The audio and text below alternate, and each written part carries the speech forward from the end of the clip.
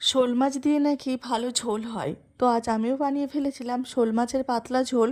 শোল মাছের পাতলা ঝোল বানানোর জন্য আমি একটা মশলা আগে থেকে তৈরি করে নিয়েছি।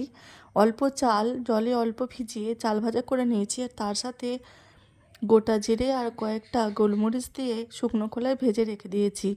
আর এদিকে আমার শোল মাছটার ওজন প্রায় 750-800 গ্রাম ছিল।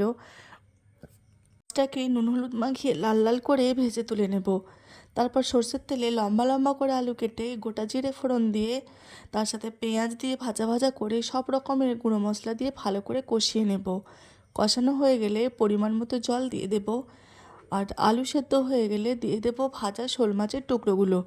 আর তারপরে মাছ আলু সব রকম সেদ্ধ হয়ে গেলে যে গুঁড়ো মশলাটা বানিয়ে রেখেছিলাম সেই মশলাটা দিয়ে দেব। অসম্ভব সুন্দর একটা গন্ধ বেরোয় ওই চাল ভাজাটার জন্য। ব্যাস রেডি আমার শোল মাছের পাতলা ঝোল। আপনারাও একবার ট্রাই করবেন। Bye bye.